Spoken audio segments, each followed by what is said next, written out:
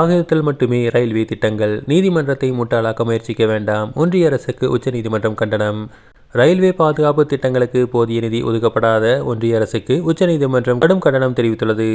ஒரு மாதத்தில் விரிவான அறிக்கையை தாக்கல் செய்யுமாறும் ஒன்றிய அரசுக்கு உச்சநீதிமன்றம் உத்தரவிட்டுள்ளது. ரயில்வே பாதுகாப்பு திட்டங்களுக்கு ஒதுக்கப்பட்ட நிதி குறித்து பதிலளிக்க கடந்த வாரம் உச்சநீதிமன்றம் உத்தரவிட்டிருந்தது. இந்த வழக்கு நீதிபதிகள் அசானுதீன், அமானுல்லா, மகாதேவன் அமர்வில் மீண்டும் விசாரணைக்கு வந்தது. விசாரணையின் போது ரயில்வே நிர்வாகம் அறிக்கை ஒன்றை தாக்கல் செய்தது. அதனை பார்த்த நீதிபதிகள் என்ன திட்டங்களுக்கு நிதி ஒதுக்கப்பட்டுள்ளது என்பது குறித்து தெளிவு இல்லை என்றும், நீதிமன்றத்தை குழப்பும் விதமாக அறிக்கை உள்ளதாகவும் நீதிபதிகள் அதிருப்தி தெரிவித்தனர். நீதிமன்றத்தை முட்டாளாக்க முயற்சிக்க வேண்டாம் என்றும் நீதிபதிகள் கண்டனம் தெரிவித்துள்ளனர். பயணிகளின் பாதுகாப்பு திட்டங்களுக்கு போதிய நிதி ஒதுக்கப்படவில்லை என்று திட்டங்கள் காகிதத்தில் மட்டுமே உள்ளது, செயலில் இல்லை என்று நீதிபதிகள் தெரிவித்துள்ளனர். டெல்லி, பாட்னா உள்ளிட்ட ரயில் நிலையங்களில் பயனாளிகளுக்கு போதிய பாதுகாப்பு இல்லை. பயணிகள் பாதுகாப்பு திட்டங்களுக்கு முன்னுரிமை அளித்தால் மட்டுமே ரயில்வே துறை வளரும் என நீதிபதிகள் கூறியுள்ளனர். சாதாரண பெட்டிகளில் பயணிகள் நிலை இன்னும் மோசமாக உள்ளது. அவர்களுக்கு பாதுகாப்பு வழங்குவது முக்கியம் என நீதிபதிகள் தெரிவித்துள்ளனர்.